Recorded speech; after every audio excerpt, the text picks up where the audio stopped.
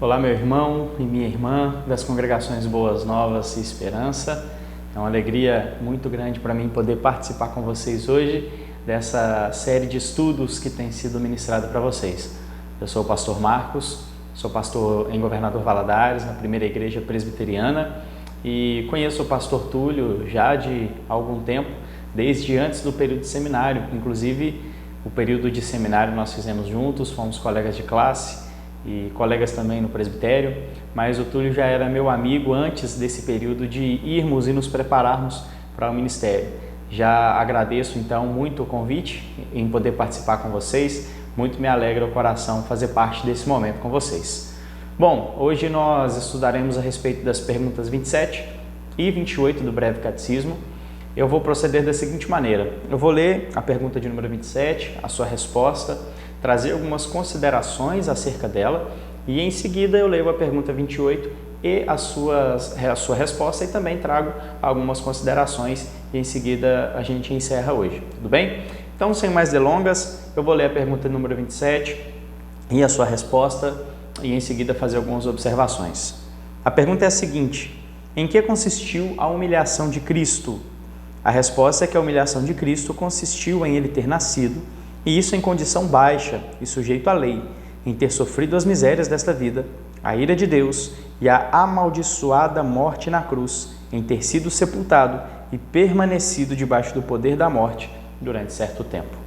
Bom, quando nós falamos na humilhação de Cristo, talvez a imagem que venha imediatamente à nossa cabeça seja da sua crucificação, que não está errado.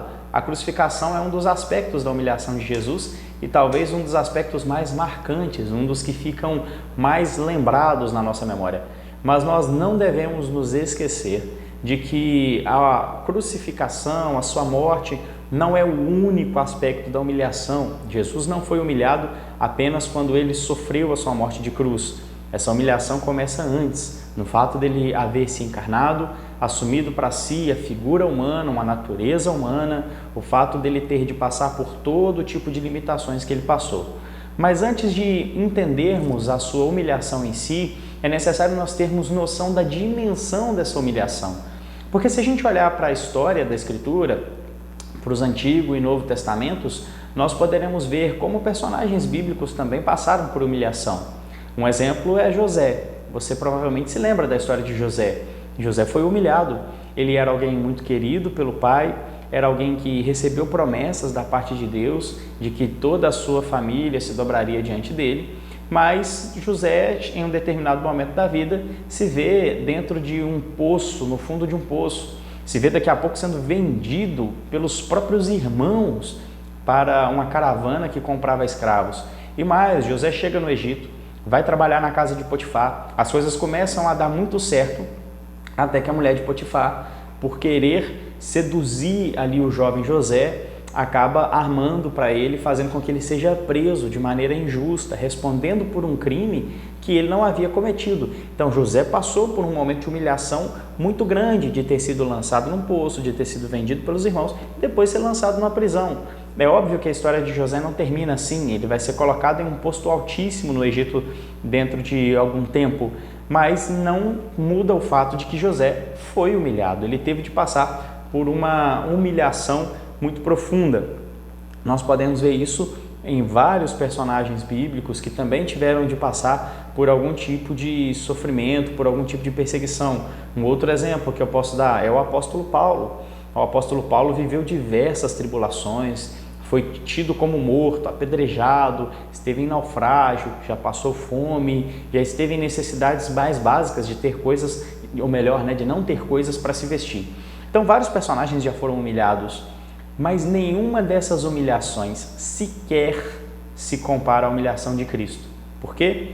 Porque quando nós falamos de Cristo, nós estamos falando do Deus Criador do universo, daquele que criou todas as coisas. João nos diz isso no seu Evangelho. Ele começa dizendo que no princípio era o Verbo estava com Deus, o Verbo era Deus. O João vai dizer que sem esse Verbo nada do que foi feito se fez. E mais adiante ele vai dizer que esse Verbo habitou entre nós. Ele se fez carne e nós vimos a sua glória, a glória como do unigênito do Pai. Então Jesus Cristo é o Filho eterno de Deus. Ele é o Criador de todas as coisas. Por isso a sua humilhação é tão grande, tão significativa, que nenhuma outra pode ser comparada ao fato dele ter se humilhado. Ninguém jamais ocupou um posto tão alto, ninguém jamais esteve em uma posição tão gloriosa e tão majestosa como a que Jesus ocupou. Por isso a sua humilhação ela é tamanha que ninguém jamais conseguirá passar por algo semelhante. Essa humilhação consiste pelo fato de que ele se fez homem. E veja bem, por que eu estou fazendo essa questão de dizer que Cristo se fez homem e isso é um aspecto da humilhação? A Bíblia é muito clara em dizer que o Deus Criador é muito maior do que a própria criação. Eu acho muito interessante quando nós olhamos alguns vídeos na internet das pessoas explorando o universo e aí geralmente as imagens são de câmera se afastando e aí você vê lá uma pessoa pequena, depois como essa pessoa é insignificante diante do tamanho da Terra, depois como a Terra é insignificante diante do tamanho do sistema solar e assim vai, até que a gente vê o universo como algo sendo gigantesco. Mas a Bíblia nos diz que nele todas as coisas foram criadas. Não é Deus quem está contido na sua criação, Deus não está no universo, mas o universo está nele. Nele nós existimos e nos movemos, é o que a Bíblia nos diz, porque ele é maior do que a sua criação. Mas um Deus que é maior do que a sua criação se fez homem e habitou entre nós.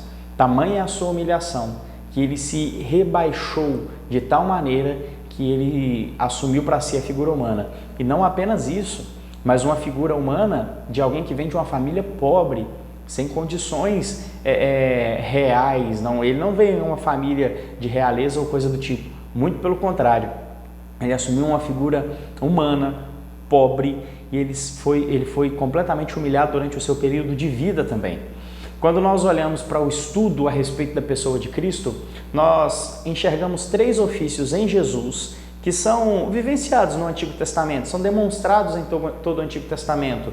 São os ofícios de rei, sacerdote e profeta. Todos os reis, sacerdotes e profetas no Antigo Testamento exerciam cada um o seu ofício, mas Cristo exerce os 3.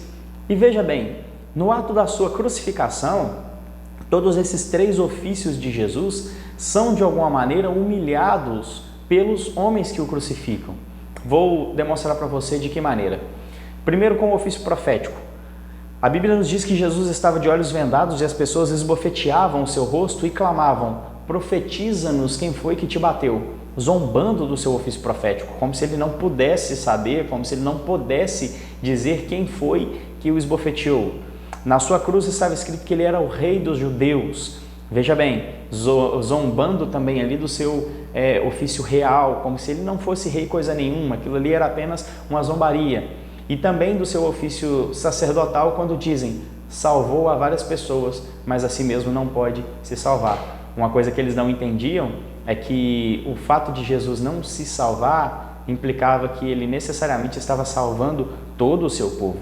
Se Jesus tivesse se salvado, descido daquela cruz e não encarado a morte, ninguém teria sido salvo. Era necessário que ele morresse. Mas bem, veja como a humilhação de Jesus tem aspectos que vão muito além simplesmente do fato da sua crucificação. E na crucificação, sim, talvez seja o período onde essa humilhação tomou o seu ponto maior, porque é o momento onde Jesus se sente abandonado pelo próprio Pai. Por isso ele clama: Deus meu, por que me desamparaste? A Bíblia nos diz que quando Jesus vai orar no Getsemane, o seu suor se torna como gotas de sangue, e ele diz que está angustiado até a morte, uma angústia de matá-lo, a ponto de matá-lo. E algumas pessoas vão dizer assim: Jesus estava muito triste porque ele sabia que os romanos o matariam, ele sabia que o seu povo o negaria, o abandonaria, e tudo isso fez então com que Jesus se sentisse mal. Mas não é isso, não foi essa a principal motivação ou o que gerou em Jesus uma angústia tão profunda. Jesus sabia que o que ele enfrentaria não eram apenas os homens, mas Jesus enfrentaria o próprio Pai. Ele enfrentaria a ira do próprio Deus. O inferno seria derramado sobre Cristo na cruz. Por isso, tamanho desespero tomou conta do seu coração. Então, quando nós falamos em humilhação de Jesus, é necessário entendermos que o Rei da Glória, o Senhor que criou todas as coisas, que tem poder sobre todas as coisas, se fez homem, assumiu fraquezas e limitações humanas, muitas vezes a nossa concepção é de um Jesus super-humano, como se ele tivesse, de alguma maneira, como se ele fosse alguém sem as necessidades que um ser humano comum tem. Bom, de fato, Jesus sempre foi Deus, inclusive ele permanece hoje sendo Deus, mas agora com duas naturezas. Ele continua tendo a sua natureza humana, isso é indiscutível. Mas durante o período da sua encarnação, da sua humilhação, Jesus foi limitado de algumas questões, ele teve limitações em alguns aspectos, mas ele também viveu as fraquezas de um homem comum. Ele sentiu fome, ele sentiu sede, frio, medo, todos esses tipos de fraquezas talvez não seja a palavra ideal, mas limitação, todas essas limitações do ser humano, tudo isso que nos faz tão frágeis, estavam sim sobre o Cristo encarnado.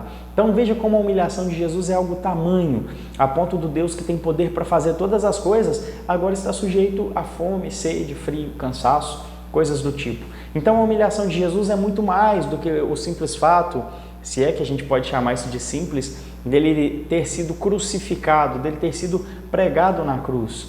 Essa humilhação implica desde a sua encarnação, o seu processo de vida sofrido, a sua rejeição, o fato dele ter sido humilhado, dos seus ofícios terem sido humilhados enquanto ele era crucificado, o fato dos seus discípulos o abandonarem, o fato dele ter de aguentar o silêncio do seu Pai, porque Deus não o responde na cruz. Ele simplesmente clama, mas tudo que se ouve é o silêncio. E depois ele ainda tem de ser sepultado, como o texto bem aqui nos diz, a resposta, ele permaneceu debaixo do poder da morte durante certo tempo, que a Bíblia nos diz que são 3 dias. Então, Jesus se submeteu à morte. Ele se submeteu ao Pai. O texto de Filipenses nos diz que ele não julgou por usurpação o ser igual a Deus, mas antes a si mesmo se esvaziou, se humilhou, sendo reconhecido em figura humana e foi obediente até a morte, em morte de cruz. Então Jesus assumiu uma forma de servo, uma forma de escravo, e ele viveu de maneira sofrida, de maneira perseguida e foi morto na cruz. Bom, basicamente, de uma maneira mais simples, então a humilhação de Jesus consiste em tudo isso.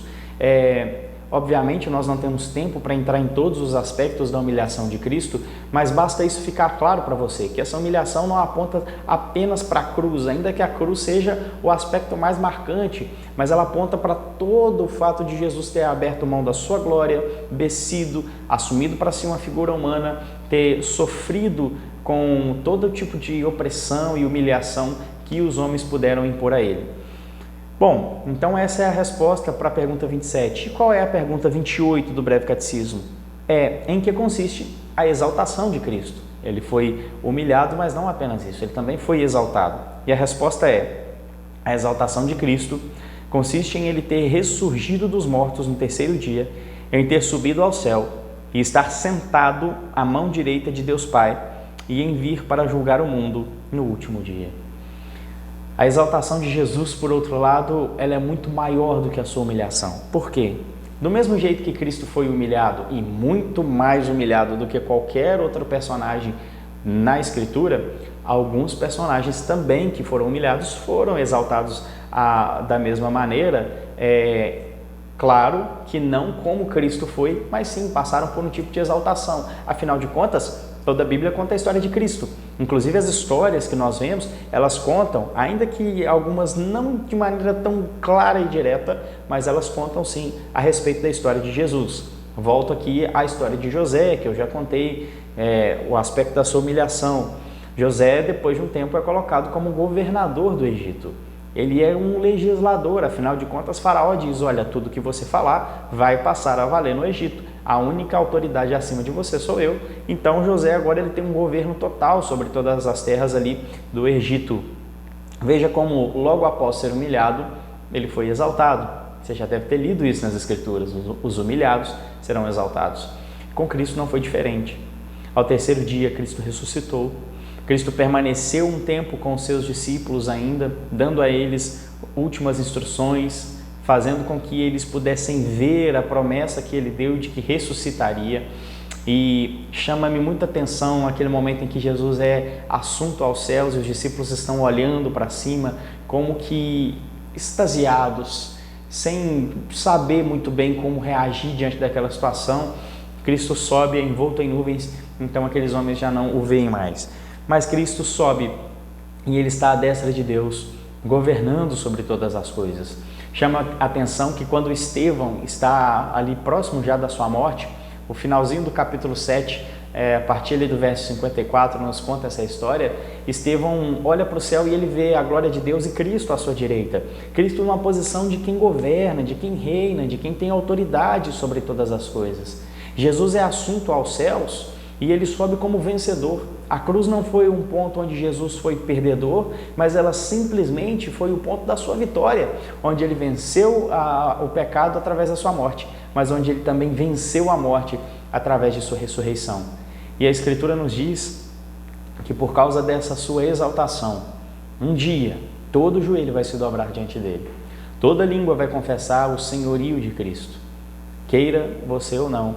Hoje, ao ouvir o Evangelho, e a Bíblia nos diz, se ouvirmos a voz de Deus, não endureçamos o nosso coração, como o povo de Israel fez lá atrás, nos tempos de Massá e nos dias de Meribá. Hoje, ao ouvir o Evangelho, nós temos a oportunidade de dobrar os nossos joelhos e confessar a Cristo como Senhor, de maneira, eu diria, não voluntária, porque isso tudo obviamente depende de Cristo quebrantar o nosso coração, nós sabemos disso, mas isso não foge à nossa responsabilidade. Nós temos o papel de ouvir o Evangelho e crer, isso é uma responsabilidade nossa. Então eu diria que sim, existe um aspecto em que hoje nós podemos fazer isso de maneira voluntária, de maneira disposta por nós mesmos. Mas chegará um dia que mesmo aqueles que se recusaram da maneira mais dura possível a não se curvar diante de Cristo, terá de se curvar e terá de confessar que Cristo é o Senhor. Os joelhos que se mantiverem rígidos agora, um dia terão de ser quebrados. Vão se ajoelhar diante do Cristo que fez todas as coisas e governa sobre tudo. A humilhação de Jesus serviu para que Ele cumprisse o seu propósito de redenção, que consiste em Ele ser humilhado, viver a nossa vida, morrer a nossa morte. Mas a sua exaltação consiste no fato dele haver ressuscitado, subido aos céus, reinar e governar sobre todas as coisas e um dia voltar para buscar o seu povo. E nesse dia, quando ele voltar e buscar o seu povo, ele julgará vivos e mortos. Ele fará com que aqueles que são seus fiquem à sua direita e entrem nos portais eternos para viver com ele eternamente.